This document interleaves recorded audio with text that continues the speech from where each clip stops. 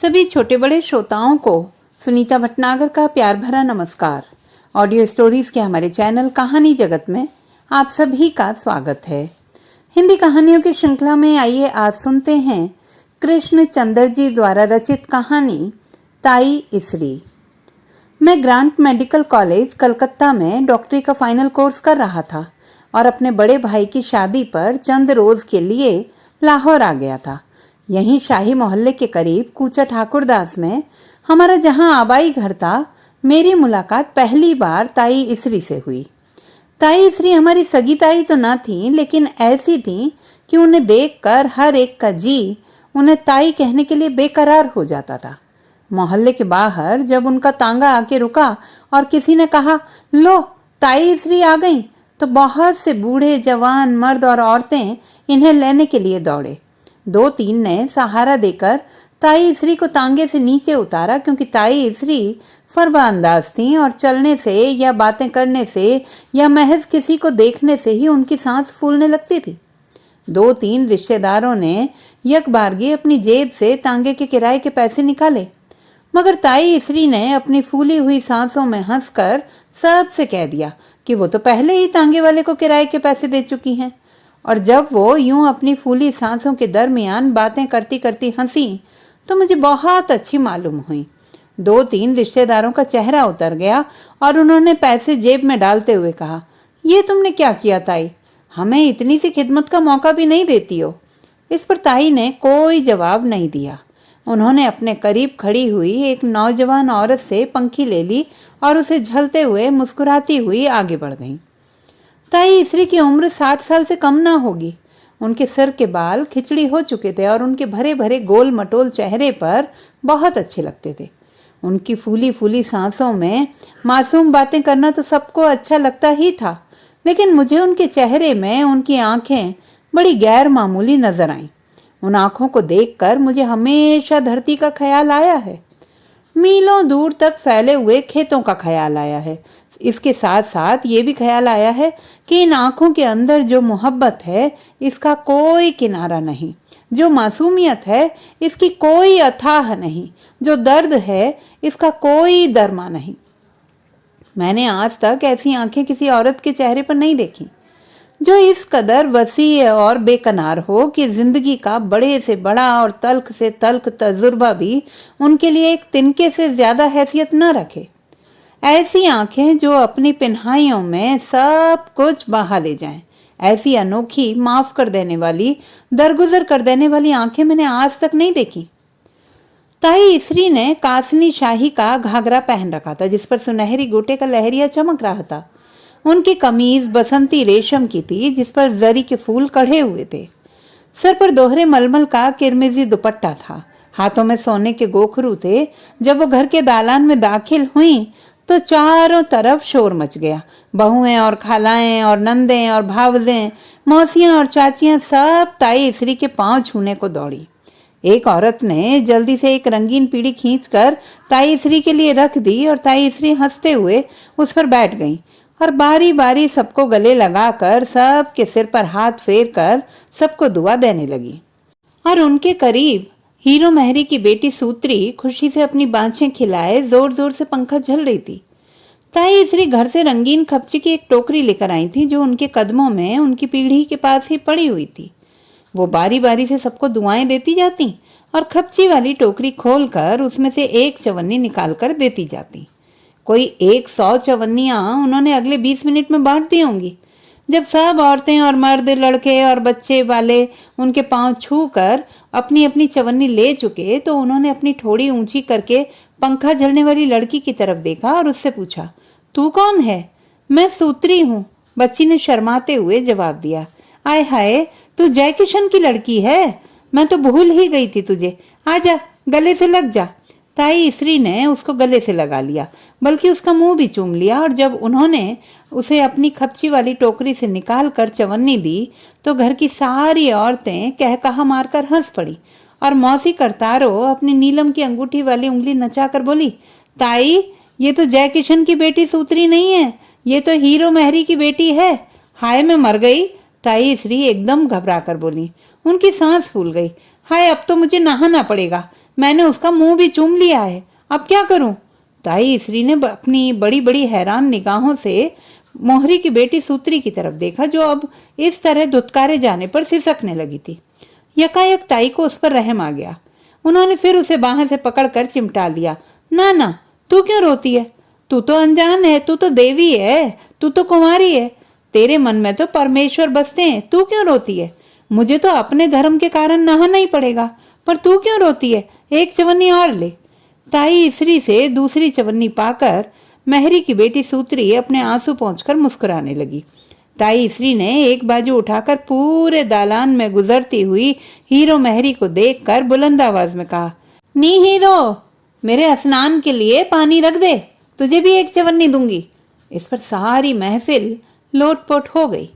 ताई इसरी को कई लोग चवन्नी वाली ताई कहते थे, कई लोग कुंवारी ताई भी कहते थे, क्योंकि ये मशहूर था कि जिस दिन से ताया युद्धराज ने ताई इसरी से शादी की थी, उस दिन से आज तक वो कुंवारी की कुंवारी चली आ रही थी। क्योंकि सुनाने वाले तो ये भी सुनाते हैं कि ताया युद्धराज ने अपनी शादी से पहले जवानी में इतनी खूबसूरत औरतें देख डाली थी कि जब उनकी शादी गांव की सीधी सादी लड़की से हुई तो शादी के पहले रोज ही वो उन्हें बिल्कुल पसंद ना आई। जब से उन्होंने शादी करके उन्हें बिल्कुल अकेला ही छोड़ दिया था, मगर किसी तरह की सख्ती नहीं करते थे। ताया युद्धराज हर माह 75 रुपए उसे भेजते थे। वो गांव में रहती थी अपनी ससुराल में और सबकी खिदमत करती थी। और ताया युद्धराज जालंधर में लोहे का व्यापार करते थे और कई कई साल अपने गांव नहीं जाते थे। मैके वालों ने कई बार आकर ताई को ले जाना चाहा, मगर उन्होंने साफ इनकार कर दिया। मैके वालों ने यह भी चाहा कि उनकी शादी फिर से कर दी जाए, मगर ताई उसके लिए भी राजी ना हुई। वो ऐसे इनिमाक से अपने ससुराल के लोगों की खिदमत करती रहीं कि ससुराल वाले खुद उन्हें अपनी बेटी और बहू से ज्यादा चाहने लगे थे। ताया युद्धराज के बाप मानकचंद ने तो अपने घर की सारी चाबियां ताई इसरी के सुपुर्द कर दी थी और सास भी इस हद तक चाहने लगी थी कि उन्होंने अपने सारे गहने पाते निकालकर ताई इसरी की तहवील में दे दिए थे। वैसे बहुत सी औरतों को देखकर ये ख्याल भी आता है कि जवानी में कैसी रही होंगी, मगर ताई इसरी को देखकर कभी ये ख्याल भी ना आया। हमेशा यही ख्याल आता है कि ताई इसरी शायद बचपन से बल्कि जन्म से ही ऐसी पैदा हुई होंगी। पैदा होते ही उन्होंने अपनी माँ को हाथ फैलाकर आशीर्वाद दे दिया होगा और शायद बड़े मीठे मेहरबान लहजे में ये भी कहा होगा कि तुझे मेरे लिए बहुत दुख उठाने पड़े, इसके लिए ये लो एक चवन्नी। शायद इसीलिए अपने शौहर से भी उनके ताल्लुकात बेहद खुशगवार थे। ताया युद्धराज हमारे रिश्तेदारों की नजर में शराबी, कबाबी और रंडीबाज थे। वो लोहे के बड़े व्यापारी थे, तो क्या हुआ? उन्हें इस तरह से ताई इसरी की जिंदगी बर्बाद न करनी चाहिए थी। मगर जाने क्या बात थी, ताई इसरी को कतन अपनी जिंदगी बर्बाद होने का कोई गम न था। उनके तर्जे अमल से मालूम होता था जैसे उन्हें इस बात का भी इल्म नहीं है कि किसी ने उनकी जिंदगी बर्बाद की है। हर वक्त हंसती, खेलती, बातें करती, हर एक के सुख और दुख में शामिल होने और खिदमत करने के लिए तैयार नजर आती। ये तो बिल्कुल नामुमकिन था कि पड़ोस में किसी के यहाँ खुशी हो और वो उसमें शरीक ना हो, किसी के यहाँ गम हो और वो उसमें हिस्सा ना बटाए। ताई इसरी के शौहर अमीर थे, मगर वो खुद तो अमीर ना थी। 75 रुपए जो उन्हें माहवार मिलते थे वो उन्हें हमेशा दूसरों पर खर्च कर देती थी, मगर वो सस्ते जमाने के 75 रुपए थे। इसीलिए बहुत से लोगों के दुख दर्द दूर हो जाते थे, मगर लोग उनसे उनकी वक्त बेवक्त की मदद की वजह से प्यार नहीं करते थे। ऐसे ही बहुत से मौके आते थे जब ताई इसरी की जेब में एक छदाम तक ना होता था। उस वक्त भी लोग बेमजा ना हुए, बल्कि यही कहते सुने गए कि ताई इसरी के चरण छू लेने से ही दिल को शांति मिल जाती है। मगर जितनी अच्छी ताई इसरी थी, ताया युद्धराज उतने ही बुरे थे। 30 बरस तक तो उन्होंने ताई इसरी को अपने माँ बाप के घर गांव ही में रखा, और जब उनके माँ बाप दोनों ही मर गए और घर खाली हो गया, घर के दूसरे अफराद बड़े हो गए और शादियां करके और अपने घर बसा के दूसरी जगहों पर चले गए, तो उन्हें बादल नखवास्ता ताई इसरी को भी जालंधर बुलवाना पड़ा। मगर यहाँ ताई इसरी चंद दिनों से ज्यादा न रह सकी, क्योंकि पक्का बाग के मुअज्जिज पठानों की एक लड़की से ताया युद्धराज ने याराना गांठने की कोशिश की थी। नतीजे में उन्हें जालंधर से भागकर लाहौर आना पड़ा, क्योंकि पक्का बाग के पठानों ने आकर ताई इसरी से कह दिया था कि सिर्फ तुम्हारी वजह से हमने उसे जिंदा छोड़ दिया है। अब बेहतर यही है कि तुम अपने घर वाले को लेकर कहीं चली जाओ, वरना हम उसे जिंदा न छोड़ेंगे। और ताई इसरी इस वाकया के चंद रोज बाद ही ताया को लेकर लाहौर आ गई। मोहल्ला बंजारा में उन्होंने एक छोटा सा मकान ले लिया था। खुशकिस्मती से या बदकिस्मती से यहाँ भी ताया युद्धराज का व्यापार चंद महीनों में चमक गया। इसी असनाए में उन्होंने शाही मोहल्ले की एक तवायफ लक्ष्मी से दोस्ती कर ली और होते होते ये किस्सा यहाँ तक बढ़ा कि अब उन्होंने मुस्तकिल तौर पर इसी लक्ष्मी के घर रहना शुरू कर दिया था और मोहल्ला बंजारा में कदम तक न धरते थे। लेकिन ताई इसरी को देखकर कभी कोई ये नहीं कह सकता था कि उन्हें इस अमर का इतना सा भी मलाल हुआ होगा। ये वो जमाना था जब ताया युद्धराज और लक्ष्मी तवाइफ का किस्सा जोरों पर था। उन्हीं दिनों हमारे बड़े भाई की शादी हुई। शादी में ताया युद्धराज तो शरीक न हुए, लेकिन ताई ने रिश्तेदारों, मेहमानों और बारात की खिदमत गुजारी में दिन रात एक कर दिया था। उनकी खुश मिजाजी से पेचीदा गुत्थियां भी सुलझ गईं। चेहरे पर चढ़ी हुई तेवरियां उतर गईं और ज़बीनें शिकनों से साफ और मुनव्वर होती चली गईं। इसमें ताई की काविश को कोई दखल न था। सुकून की शुआएं गोया खुद ब खुद उनके जिस्म से फूटती थी। उन्हें देखते ही हर एक का गुस्सा उतर जाता। पेचीदा से पेचीदा उलझने खुद ब खुद सुलझ जाती। घर भर में बशाशत बिखर जाती। ऐसी थी ताई इसरी। मैंने ताई इसरी को कभी किसी की बुराई करते नहीं देखा, कभी किस्मत का गिला करते नहीं देखा। हाँ, एक बार उनकी आंखों में एक अजीब सी चमक देखी थी और वो वाकया उसी शादी से मुताल्लिक है। बड़े भाई साहब तो रात भर शादी की बैरी पर बैठे रहे। सुबह के 5 बजे शादी के बाद लड़की वालों ने अपने घर के हाल को जहेज का सामान दिखाने के लिए सजा दिया। पुराने जमाने के थे। उस जमाने में सोफों की बजाय रंगीन पीढ़ियां दी जाती थी और मुनक्कश पायों वाले पलंग दिए जाते थे। उस जमाने में ड्राइंग रूम की बैठक या दीवान खाने के नाम से पुकारा जाता था। मेरे बड़े भाई के ससुर मिलिट्री में एग्जीक्यूटिव ऑफिसर थे। चूंकि वो पहले हिंदुस्तानी एग्जीक्यूटिव ऑफिसर थे, इसलिए उन्होंने जहेज में बहुत कुछ दिया था और सारा ही नए फैशन की चीजें दी थी। हमारी बिरादरी में पहली बार जहेज में सोफा सेट दिया गया था। सारी बिरादरी में उस सोफा सेट की धूम मच गई। दूर दूर के मोहल्ले से भी औरतें अंग्रेज पीढ़ियों को देखने के लिए आने लगी। ताई इसरी के लिए भी सोफा सेट देखने का पहला मौका था। पहले तो बड़ी हैरानी से उसे देखती रही, उस पर हाथ फेर कर मन ही मन कुछ बड़बड़ाती रही। आखिर उनसे रहा ना गया तो उन्होंने मुझसे पूछ ही लिया, वे काका, इसको सोफा सेट क्यों बोलते हैं? अब मैं इसका जवाब क्या देता। सिर हिलाकर कहने लगा, मुझे नहीं मालूम ताई। अच्छा, तो इसकी 2 कुर्सियां छोटी क्यों हैं और वो तीसरी कुर्सी लंबी क्यों है? मैं फिर लाजवाब हो गया। खामोशी से इनकार में सिर हिला दिया। ताई देर तक सोचती रही, फिर यकायक जैसे उनकी समझ में कुछ आ गया। उनका चेहरा उनकी मासूम सी मुस्कुराहट से रोशन हो उठा। बोली, मैं बताऊं? मैंने कहा, बताओ ताई। वो हम सबको बच्चों की तरह समझाते हुए बोली, देखो, मेरा ख्याल है कि ये लंबा सोफा तो इसलिए बना है कि जब दोनों मियाँ बीवी में सुलह हो तो वो दोनों इस लंबे सोफे पर बैठें और जब उन दोनों में लड़ाई हो तो अलग अलग इन 2 छोटे छोटे सोफों पर बैठें। सचमुच ये अंग्रेज बड़े अक्लमंद होते हैं, जब तो हम पर हुकूमत करते हैं। ताई की दलील सुनकर महफिल में एक जोरदार कहकहा पड़ा, मगर मैंने देखा कि ताई ये सोचकर और बात कहकर चुप सी हो गई। क्या उस वक्त उन्हें अपना और अपने खाविंद का झगड़ा याद आया था? ये तो मैं नहीं कह सकता। मैंने जब गौर से उनकी आंखों में देखा तो एक पल के लिए मुझे उनकी आंखों में एक अजीब सी चमक नजर आई। फिर मुझे महसूस हुआ जैसे दरिया का पाट बहुत चौड़ा हो गया हो। कलकत्ता से MBBS करने के बाद मैंने वहीं एक बंगाली लड़की से शादी कर ली और धर्मतल्ले में प्रैक्टिस करने लगा। कई साल कोशिश करता रहा, मगर प्रैक्टिस न चली। चुनाचे अपने बड़े भाई के इसरार पर लाहौर चला आया। भाई साहब ने कूचा ठाकुरदास के नुक्कड़ पर मुझे दुकान खोल दी और मैं अपने घर में, यानी कि अपने मोहल्ले में, अपने बिरादरी के ही सहारे प्रैक्टिस चलाने लगा। कलकत्ता में मैं बिल्कुल अनाड़ी था और जिंदगी का तजुर्बा भी ना था। यहाँ आकर जब 8-10 बरसों में गाहक को फांसने की तरकीब समझ में आई तो प्रैक्टिस खुद ब खुद चल निकली। अब दिन रात मसरूफ रहता, बच्चे भी बड़े हो गए थे, इसलिए जिंदगी सूत की अंटी की तरह एक ही मदार पर चक्कर खाने लगी। इधर उधर जाने का मौका अब कम ही मिलता था। अब तो कई बरस से ताई इसरी का मुंह न देखा था, मगर इतना सुन रखा था कि ताई इसरी इस मकान में मोहल्ला बंजारा में रहती हैं और ताया युद्धराज शाही मोहल्ले में उसी लक्ष्मी के मकान में रहते हैं और कभी कभी दूसरे तीसरे महीने ताई इसरी की खबर लेने आ जाते हैं।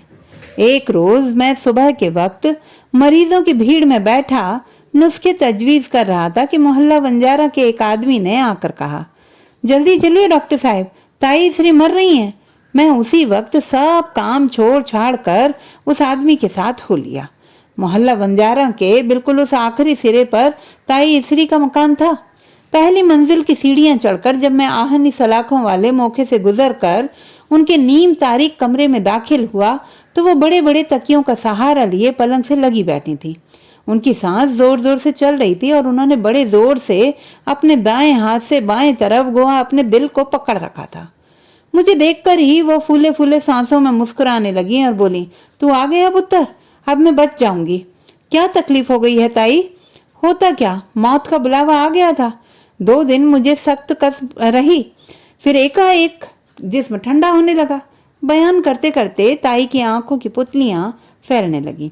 पहले टांगों से जान गई, टांगों को हाथ लगाओ तो ठंडी यख, चुटकी भरो तो कुछ महसूस ना हो। फिर धीरे धीरे मेरी जान कमर से निकल गई और जब मेरी जान ऊपर से भी निकलने लगी तो मैंने जोर से अपने कलेजे को पकड़ लिया। ताई अपने दाएं हाथ से बाएं तरफ अपने दिल वाले हिस्से को जोर से पकड़कर बोली। तो मैंने जोर से अपने कलेजे को पकड़ लिया और चिल्लाई, अरे कोई है तो जाए और जय किशन के बेटे राधा किशन को बुला के लाए, वही मुझे ठीक कर सकता है। अब तुम आ गए हो तो अब मैं बच जाऊंगी। ताई इसरी ने मुकम्मल तमानियत से कहा। मैंने अपना हाथ ताई के दाएं हाथ की तरफ बढ़ाते हुए कहा, ताई जरा अपना ये हाथ इधर करो, तुम्हारी नब्ज तो देखो। एकदम ताई दूसरे हाथ से मेरा हाथ झटक कर बोली, हाय वे, तुम कैसे डॉक्टर हो? तुझे इतना नहीं मालूम कि इस हाथ से तो मैंने अपनी जान पकड़ रखी है। इस हाथ की नब्ज तुझे कैसे दिखा सकती हूँ? ताई चंद हफ्तों में अच्छी हो गई। उन्हें ब्लड प्रेशर की शिकायत थी। जब वो जाती रही तो फिर उठकर घूमने लगी और अपने पराए सब के सुख दुख में बदस्तूर शरीक होने लगी। लेकिन जब वो अच्छी हुई तो उसके चंद माह बाद हमारे ताया युद्धराज का इंतकाल हो गया। वहीं लक्ष्मी के घर शाही मोहल्ले में उनका इंतकाल हुआ। वहीं से उनकी अर्थी उठी क्योंकि ताई ने उनकी लाश को घर लाने की इजाजत नहीं दी। ताई न अर्थी के साथ गई, न उन्होंने शमशान घाट का रुख किया, न उनकी आंखों से आंसू का एक कतरा तक निकला था। उन्होंने खामोशी से अपने सुहाग की चूड़ियां तोड़ डाली, रंगीन कपड़े उतार कर सफेद धोती पहन ली और माथे का सिंदूर पहुंचकर चूल्हे की राख अपने माथे पर लगा ली। मगर उनके धर्म कर्म में और किसी तरह का फर्क ना आया, बल्कि अपने सफेद बालों से वो अब इस सफेद धोती में और भी अच्छी लग रही थी। ताई की इस हरकत पर बिरादरी में चिमगोइयां हुई, सबको अचंभा हुआ। कुछ लोगों ने बुरा भी माना, मगर ताई की इज्जत इस कदर थी कि उनके सामने जुबान खोलने की किसी की हिम्मत ना पड़ी। चंद बरस और गुजर गए। अब मेरी प्रैक्टिस इस कदर चमक उठी थी कि मैंने मोहल्ला ठाकुरदास के शाह आलमी गेट के अंदर कूचा कर्मा और बच्चों वाली के चौक में भी प्रैक्टिस शुरू कर दी थी। सुबह मैं मोहल्ला ठाकुरदास में बैठता था, शाम को बच्चों वाली में। जिंदगी कुछ इस नहज से गुजर रही थी कि ताई इसरी को देखे हुए 1.5-2 बरस गुजर जाते थे, मगर घर की औरतों से ताई इसरी की खबर मिलती रहती थी। ताया युद्धराज ने अपने बैंक का रुपया भी लक्ष्मी को सौंप दिया था, मगर जालंधर की दुकान और मकान ताई इसरी के नाम लिख गए थे। उनसे हर माह इसरी को 150 रुपया किराया आ जाता था। वो बदस्तूर उसी तरह मोहल्ला बंजारा में रहती थी और दिन रात अपने धर्म कर्म में डूबी रहती थी। एक रोज इत्तेफाक से जब मैं शाही मोहल्ले में एक मरीज को देखकर लौट रहा था तो मुझे ताया युद्धराज की याद आ गई और उनकी याद से लक्ष्मी की याद आ गई, क्योंकि लक्ष्मी भी तो उसी शाही मोहल्ले में कहीं रहती थी। और जब लक्ष्मी की याद आई तो मेरा जहन फौरन ताई इसरी की तरफ मुंतकिल हो गया और मेरा जमीर मुझे मलामत करने लगा। गालिबन 15 महीनों से मैं ताई इसरी को देखने न गया था। मैंने सोचा मैं कल या परसों पहली फुर्सत में ही ताई इसरी को देखने जाऊंगा। अभी मैं ये सोच ही रहा था कि शाही मोहल्ले की एक गली से मैंने ताई इसरी को निकलते देखा। किरमिजी शाही के बजाय अब वो स्याह शाही का घाघरा पहने थी, जिस पर न गोटा था न लचक। कमीज भी सफेद रंग की थी और सिर पर उन्होंने सफेद मलमल का दोहरा दुपट्टा ले रखा था। जिसमें उनका गोल मटोल चेहरा बिल्कुल मैडोना की तरह मासूम और पुर असरार नजर आ रहा था। जिस लम्हा मैंने उन्हें देखा उसी लम्हा उन्होंने भी मुझे देखा और मुझे देखते ही वो शर्मा सी गई और फौरन मुझसे कतरा कर वापस गली में जाने लगी कि मैंने उन्हें फौरन आवाज दे दी।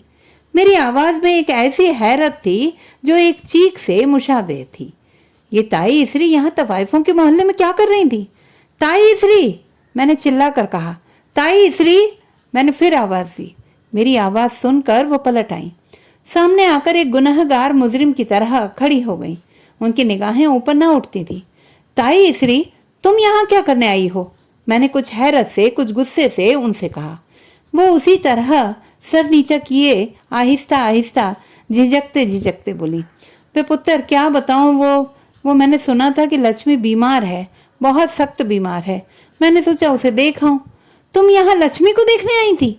मैंने गम और गुस्से से तकरीबन चीख कर कहा। लक्ष्मी को? लक्ष्मी को? उस बज्जात छिनाल को जिसने...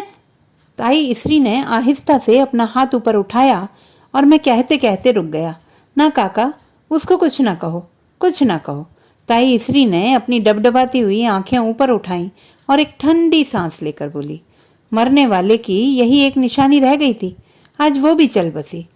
सन 47 के फसादात में हम लोग लाहौर छोड़कर जालंधर में पनाह गजीन हुए, क्योंकि यहाँ पर ताई इसरी का घर था। खासा खुला 2 मंजिला घर था। ऊपर की मंजिल उन्होंने अपने रिश्तेदार पनाह गजीनों को दे डाली थी। निचली मंजिल में वो खुद रहती थी। हर रोज वो रिफ्यूजी कैंपों में सेवा करने जाती और कभी कभार 1-2 यतीम बच्चे को भी उठा लाती थी। 4-5 माह में ही उन्होंने 4 लड़के और 3 लड़कियां अपने पास रख ली थी, क्योंकि उनके माँ बाप का कुछ पता ही नहीं चलता था।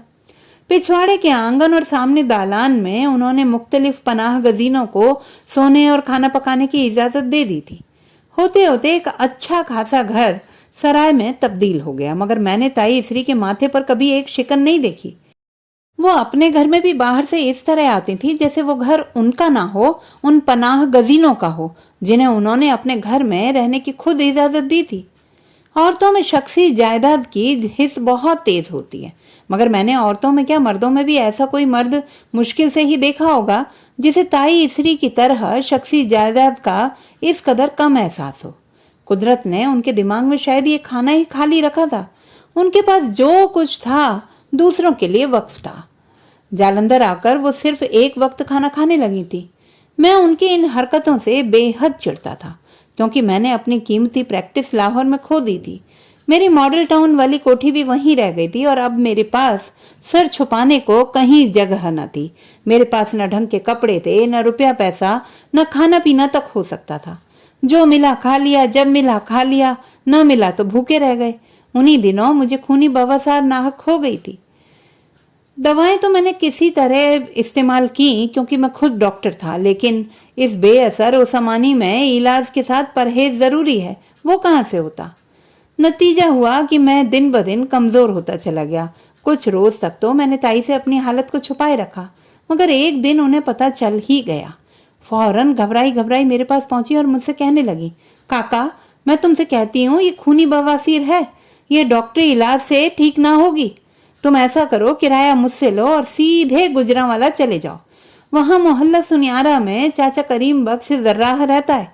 उसके पास एक ऐसी दवाई है जिससे खूनी बवासीर ठीक हो जाती है। तेरे ताया को भी आज से 20 साल पहले ये तकलीफ हो गई थी और चाचा करीम बख्श ने ही ठीक कर दिया था। 10 दिन में वो ठीक होकर गुजरांवाला से जालंधर आ गए थे। ये सुनकर मुझे बेहद गुस्सा आया। मैंने कहा, ताई मुझे मालूम है अब मैं गुजरांवाला नहीं जा सकता।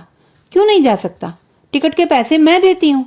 टिकट का सवाल नहीं है, गुजरांवाला पाकिस्तान में है। पाकिस्तान में है तो क्या हुआ? क्या हम दवा दारू के लिए वहां नहीं जा सकते? वहां अपना चाचा करीम बख्श। मैंने ताई की बात काट कर कहा, ताई तुझे कुछ तो मालूम तो है नहीं, ख्वामख्वाह उल्टी सीधी बातें करती हो। मुसलमानों ने अब अपना देश अलग कर लिया है, उसका नाम पाकिस्तान है, हमारे देश का नाम हिंदुस्तान है। अब ना हिंदुस्तान वाले पाकिस्तान जा सकते हैं, ना पाकिस्तान वाले यहाँ आ सकते हैं। इसके लिए पासपोर्ट की जरूरत होगी। ताई के माथे पर शिकने पड़ गईं। बोली, पासपोर्ट? क्या उसके लिए कचहरी जाना पड़ता है? हाँ हाँ, उसके लिए कचहरी जाना पड़ता है। मैंने जल्दी से टालने के लिए कह दिया। अब इस बूढ़ी को कौन समझाए। ना बेटा, कोर्ट जाना तो अच्छा नहीं है, शरीफों के बेटे कभी कचहरी नहीं जाते। मगर वो चाचा करीम बख्श, भाड़ में जाए चाचा करीम बख्श, मैंने चिल्ला कर कहा। 20 साल पहले की बात करती हो, जाने वो तुम्हारा चाचा करीम बख्श आज जिंदा भी है या मर गया, मगर तुम वही अपना चाचा करीम बख्श रटे जा रही हो। ताई रोती हुई वहां से चली गई। उनके जाने के बाद मुझे अपनी तुनक मिजाजी पर बेहद अफसोस हुआ। क्यों मैंने उस मासूम औरत का दिल दुखाया? अगर ताई आज की जिंदगी की बहुत सी दुश्वारियों को नहीं समझ सकती हैं, तो इसमें उनका क्या कसूर है? दरअसल मैं उन दिनों बहुत ही तल्ख मिजाज हो चला था। कॉलेज के दिनों में मैं अक्सर इनकलाब की बातें किया करता था। फिर जब जिंदगी ने मुझे कामरानी बख्शी और मेरी प्रैक्टिस चल निकली, तो इनकलाब का जोश सर्द पड़ गया और होते होते ये लफ्ज मेरे जहन से महव हो गया। अब जालंधर आकर जो ये उस्ताद पड़ी, तो मेरे दिल में फिर से इनकलाब के ख्याल ने करवट ली और मैं अपनी तरह के चंद जोशीले और लुटे पिटे लोगों की सोहबत में बैठकर फिर से उसी तलखी, तेजी और तुंदी से इनकलाब की बातें करने लगा। ये सब लोग अक्सर ताई इसरी की दूसरी मंजिल में मेरे कमरे में मिलते थे। चाय का दौर चलता और दुनिया जहान की बातें होती। मैं अपने जोश में अपना मुक्का हवा में लहरा कर कहता, हमसे इंसाफ नहीं हो रहा है और उन लोगों से इंसाफ की तवक्को है भी नहीं। यकीनन इस मुल्क में फिर एक इनकलाब आएगा और जरूर आके रहेगा वो इनकलाब। एक दिन ताई इसरी ने हमारी बातें सुन ली तो घबराई घबराई अंदर आई। बोली, बेटा क्या मुसलमान यहाँ फिर आएंगे? नहीं ताई, तुमसे किसने कहा? तो तुम यहाँ किस इनकलाब का जिक्र कर रहे हो जो यहाँ आएगा? ताई ने इनकलाब को मुसलमान समझा था। जब ये बात हमारी समझ में आई तो हम सब हंसते हंसते लोटपोट हो गए। कितनी भोली है हमारी ताई। अरे ताई, हम तो उस इनकलाब का जिक्र कर रहे हैं जो न हिंदू है न मुसलमान है, जो सबका इनकलाब है। हम तो उस इनकलाब को लाना चाहते हैं। मगर ताई की समझ में कुछ ना आया। वो हौले से सिर हिलाकर बोली थी, अच्छा तुम लोग बातें करो, मैं तुम्हारे लिए चाय बना के लाती हूँ। ताई ने मेरी मदद करने के लिए अपना 16 तोले का एक गोखरू बेच दिया। उस रकम को लेकर मैं अपनी फैमिली के साथ दिल्ली आ गया, क्योंकि जालंधर में अफरा तफरी थी और गैर यकीनी सी हालत हर वक्त छाई रहती थी। दिल्ली आकर मैंने फिर से प्रैक्टिस शुरू कर दी। चंद सालों में ही मेरी प्रैक्टिस फिर से चमक उठी।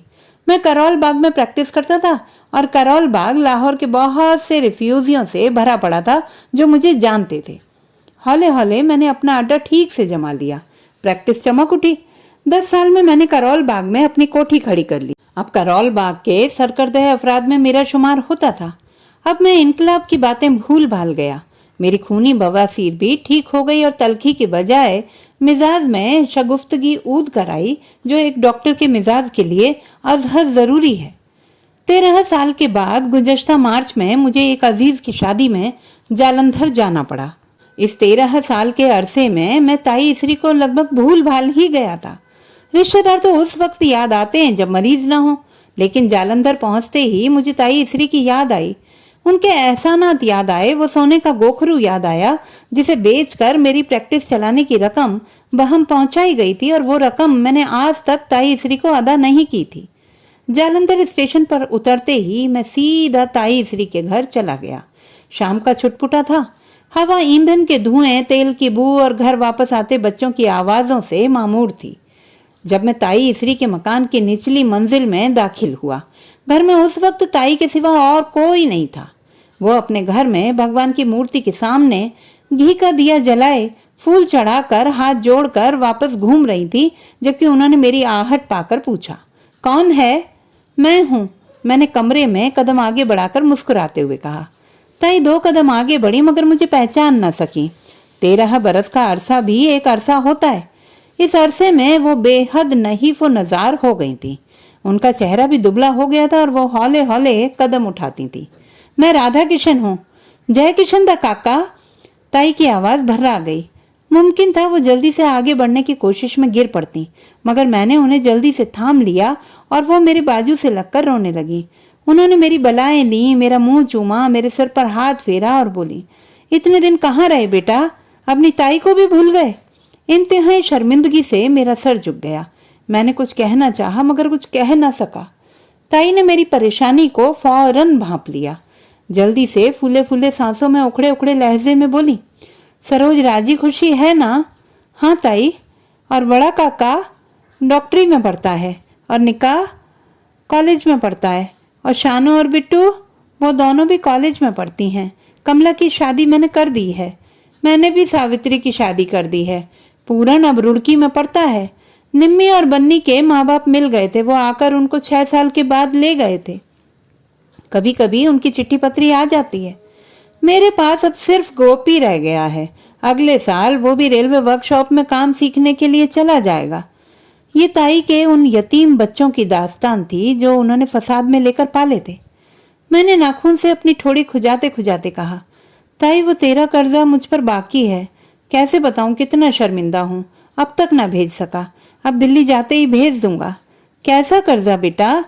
ताई ने हैरान होकर पूछा। वही गोखरू वाला। अच्छा वो? यकायक ताई को याद आया और वो बड़े मीठे अंदाज में मुस्कुराने लगी। फिर मेरे सर पर हाथ फेर कर बोली, वो तो तेरा कर्जा था बेटा जो मैंने चुका दिया। मेरा कर्जा कैसा था ताई? मैंने हैरान होकर पूछा। ये जिंदगी दूसरों का कर्जा है बेटा, ताई संजीदा होकर बोली। उसे चुकाते रहना चाहिए। तू क्या इस संसार में खुद पैदा हुआ था? नहीं ना, तुझे तेरे माँ बाप ने जिंदगी दी थी, तो फिर तेरी जिंदगी किसी दूसरे का कर्जा हुई कि नहीं हुई? फिर ये कर्जा हम नहीं चुकाएंगे तो ये दुनिया आगे कैसे चलेगी? एक दिन कयामत आ जाएगी बेटा। इसीलिए तो कहती हूँ कि मैंने तेरा कर्जा चुकाया है, तो किसी दूसरे का कर्जा चुका दे। हर दम चुकाते रहना, जीवन का धर्म है ये। ताई इतनी लंबी बात करके हाँफने लगी। मैं क्या कहता, रोशनी से साया कह भी क्या सकता है। इसीलिए मैं सब कुछ सुनकर चुप हो गया, वो भी चुप हो गई। फिर आहिस्ता से बोली, अब मेरे हाथ पांव काम नहीं करते, वरना तेरे लिए खाना पकाती। अब गोपी आएगा तो खाना बनाएगा तेरे लिए, खाना खाकर जाना। मैं नहीं ताई, इसकी क्या जरूरत है, वहां भी तेरा ही दिया खाते हैं। मैंने आहिस्ता से कहा, मैं यहाँ तेजपाल की शादी पर आया था, स्टेशन से सीधा तुम्हारे घर आ रहा हूँ। अब शादी वाले घर जाऊंगा। बुलावा तो मुझे भी आया है, मगर 2 दिन से मेरी तबीयत ठीक नहीं है, इसलिए मैं नहीं जा सकती। शगुन मैंने भेज दिया था, तुम मेरी तरफ से तेजपाल के सर पर प्यार देना। बहुत अच्छा ताई, कहकर मैं ताई के चरणों में झुका। उन्होंने मुझे बड़े प्यार से अपने गले लगा लिया। फिर सर पर हाथ फेर कर 100 दुआएं देकर बोली, बेटा मेरा एक काम करोगे? हुक्म करो ताई। क्या कल तुम सुबह आ सकते हो? क्या बात है ताई, अब मैं तुम्हें मिलकर तो जा ही रहा हूँ। ताई झिझकते झिझकते बोली, मेरी आंखें कमजोर हो चुकी हैं, रात में मुझे कुछ नजर नहीं आता। ऐसा जन्म जले अंधेरा छाया है कि कुछ नजर ही नहीं आता। अगर तुम सुबह किसी वक्त दिन में आ जाओ तो मैं तुम्हें अच्छी तरह देख लूंगी। 13 साल से तुझे नहीं देखा है काका। मेरी आंखों में आंसू आ गए।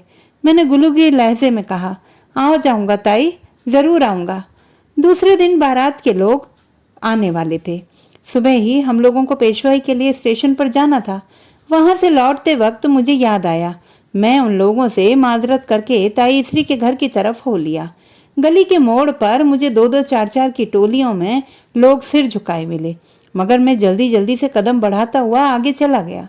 मकान की निचली मंजिल पर मुझे और भी बहुत से लोग रोते हुए मिले। मालूम हुआ आज सुबह ताई स्त्री की मौत वाक़ई हो गई, और जब हम स्टेशन गए हुए थे वो चल बसी। अंदर कमरे में उनकी लाश पड़ी थी, एक सफेद चादर में मलबूस, चेहरा खुला रहने दिया गया था। कमरे में काफूर और लोबान की खुशबू थी और एक पंडित हौले हौले वेद मंत्र पढ़ रहा था। ताई स्त्री की आंख बंद थी और उनका मासूम भूरा भूरा चेहरा पुरसुकून खामोश और गहरे ख्वाब में खोया हुआ ऐसा मालूम होता था जैसे वो ताई स्त्री का चेहरा ना होकर धरती का फैला हुआ लामुतनाही चेहरा हो, जिसकी आंखों से नदियां बहती हैं, जिसके हर शिकन में लाखों वादियां इंसानी बस्तियों को अपनी आगोश में लिए मुस्कुराती हैं, जिसके अंग अंग से बेगर्ज प्यार की महक फूटती है, जिसकी मासूमियत में तख्लीक की पाकीज़गी झलकती है, जिसके दिल में दूसरों के लिए वो बेपनाह ममता जागती है, जिसका मजा कोई कोख रखने वाली हस्ती ही पहचान सकती है। मैं उनके पांव के करीब खड़ा उनके चेहरे की तरफ देख रहा था। यकायक किसी ने आहिस्ता से मेरे शाने पर हाथ रखा। मैंने पलट कर देखा तो मेरे सामने एक 22-23 बरस का नौजवान खड़ा था। उसकी बड़ी बड़ी आंखों को देखकर मालूम होता था कि अभी रोई हैं, अभी फिर रो देंगी। उसने आहिस्ता से कहा, मैं गोपीनाथ हूँ। मैं समझ तो गया मगर खामोश रहा। कुछ समझ भी नहीं आता था कि क्या कहूँ क्या ना कहूँ। मैं तेजपाल के घर आपको ढूंढने गया था, मगर आप स्टेशन पर गए हुए थे। वो फिर बोला। मैं फिर भी चुप रहा। गोपीनाथ धीरे से बोला, सुबह ताई ने आपको बहुत याद किया। उन्हें मालूम था कि आप आने वाले हैं, इसलिए वो मरते मरते भी आपका इंतजार करती रहीं। आखिर जब उन्हें यकीन हो गया कि मरने का वक्त आन पहुंचा है और आप नहीं आएंगे, तो उन्होंने मुझसे कहा, जब मेरा बेटा राधा किशन आए तो उसे यह दे देना। ये कहकर गोपी ने अपना हाथ आगे बढ़ाया और मेरी हथेली पर एक चवन्नी रख दी। चवन्नी देखकर मैं रोने लगा।